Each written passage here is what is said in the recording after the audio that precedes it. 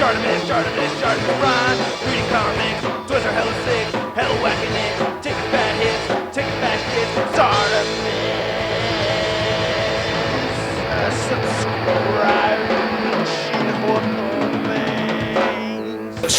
Hey, what's up you guys? ShartimusPrime here, doing another Marvel Legends figure review on the Legends series Captain America Red Onslaught Build-A-Figure Waves Mockingbird. I got this from Comic and Figure Addicts. If you're a Bay Area local, go ahead and check them out. I'll have a link to their Facebook page. Otherwise, you can pick it up right now at Big. Get your big badass toys at BigBadToyStore.com.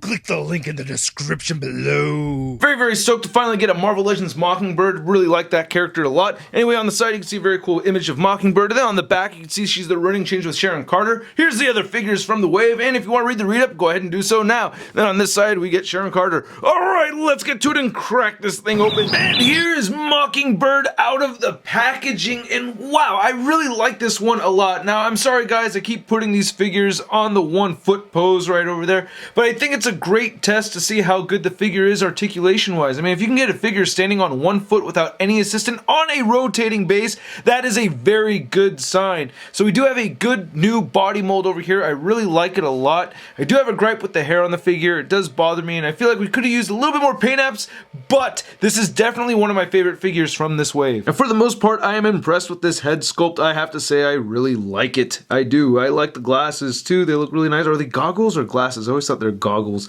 But the paint kind of comes out a little bit weird. The white paint actually should have been like shifted a little bit more towards our left, her right. And it's a little off center, I think. But nice transparent plastic right there. I like the yellow. She does look a little cockeyed though, as you could tell. But the face looks really good too. I like the pink lipstick right over there. The hair is sculpted nicely. I really like how the hair looks, but I do wish they added some kind of color variation. And I do like the color that they did use for this too, but yeah, having some kind of paint for the hair would have been really nice.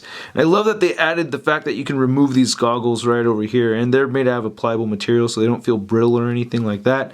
And looking at her like this, she just looks prettier all of a sudden. Like her eyes don't look so strange anymore. I don't know, I think that's a pretty, I like that face sculpt. I think she looks beautiful. No, I don't know. The eyes could have been done maybe a little bit better, but I have seen much worse from Hasbro female figures. Now looking at the rest of the body, it looks pretty nice. You do get a little slippage right over there though, which I thought was kind of funny. Not on that side, but yeah. Anyway, looking on the top, you do see a little bit of flesh coming underneath right there. So this is a flesh toned piece of plastic. Nice wrinkles sculpted in there. And the arms look really nice with the dark blue. You get the black and this nice gunmetal color, which I do like. The gloves look pretty good. She has the hands for baton holding. Then looking right here, you can see some nice buttons sculpted over there. And again, with the really nice wrinkles throughout on this new body. I'm really liking the belt right there. It is attached. It's not a detachable belt. And, you know, she's got, you know, kind of a thin lower area, you know. A little bit mannish with those thighs, I have to say. But not terrible, you know. She's athletic. I guess that works. Nice knee pads right there. And really nice shin guards. I'm really digging that. Could have used a little bit more paint right here around these straps. That would have been pretty cool. But I do like that we have treads at the bottom of her feet. So Mockingbird comes with her baton staff, you know, so you get the batons right here and then they form together into the staff. We'd seen this before with the Daredevil figure and Hellcat. And I really like this. I think this is good. The only thing is that this gray plastic seems to have a little bit of cracking going on right around here and here, but it's just a minor detail. And her hands are sculpted well so that she can hold these very nicely. There's no problem with that. And as far as the length of these go, it varies from different version of Mockingbird. Ooh, this version I really like a lot. But even drawn versions where she has this suit right over here, it still changes in size. So can't complain about this. I think this works out pretty well. So we get some limits with the head articulation, mostly because the hair is made out of this very firm plastic. And I wish Hasbro would come up with a very pliable plastic that was still durable. That would be really, really awesome. But it moves side to side only that much. That's a bit frustrating. The hair only allows it to move that. Oh, I guess if you flip it over her shoulder, that doesn't look so bad. So you can do that. Yeah, see on that side too. Yeah, so you can get flip over, but it's damn. Yeah, it's tricky. She cannot move her head upwards at all. And her glasses are falling off over here. And that's just because of the hair. She does have a disc hinge joint though, so that makes me very sad that you cannot utilize that disc hinge.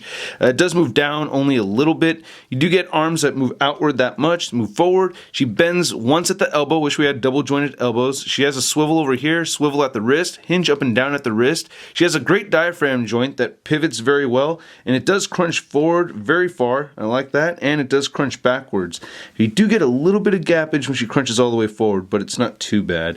Anyway, you do also get the side-to-side movement over here. One thing I didn't mention earlier is some kind of weapon storage would be nice, but I'm not really that bummed out about it. She's going to be holding them most of the time anyway. Her legs move outward that much. She can't kick forward, doesn't really move back. She has an upper thigh cut, double jointed knees. The ankles move down, up, and no rotation side to side, and she does have ankle pivot. Now measuring out Mockingbird, you can see that she stands just a little over 6 inches tall. Then for your hot blonde comparison, here's the new Mockingbird body mold compared to a bunch of other female body molds that also happen to be blondes. We have Spider-Gwen, Sharon Carter, Ms. Marvel, Emma Frost, and Valkyrie. And you can see that Hasbro has given us different colors of blonde hair for all of these figures. My favorite of which being these two over here, since they're the only two that actually have any kind of color variation in the hair. And again, while I'm happy to get a new body mold, I'm surprised Hasbro didn't take advantage of the Moonstone body mold for this character. Then here's Mockingbird next to the other figures from this wave, which I've already reviewed. Somebody had told me that you can store Scourge's shotgun on his back, so I did that right over there. And then one thing that has irritated me about my Sharon Carter review is I did not do a head sculpt comparison with the 2-pack Sharon Carter that we'd gotten from Hasbro years ago. So you can see the two different head sculpts right over there, side by side.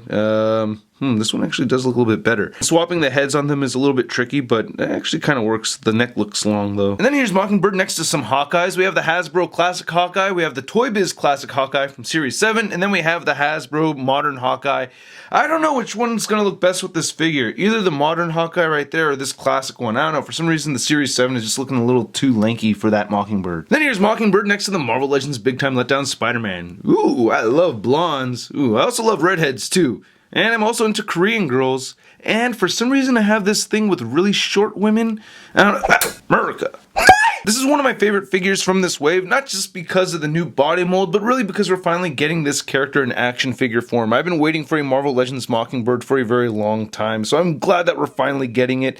Sometimes I wish these batons were a little bit larger, because it could make a bigger staff, but, you know, aside from the head articulation being limited with the hair, I don't really have much of a problem with this figure. I really do like it. I hope you guys really did like my review. If you did, please hit the like button. Click any of these boxes right over here if you want more Shart in your face. If you want to support this channel, please check out the Patreon account, and if you want to see channel updates, go ahead and follow me on Facebook, Twitter, and Instagram, and don't forget to go to marvelousnews.com for the latest in Marvel related news. I'll catch you guys later. Peace. Posing action figures, imposing action figures, imposing action figures every day.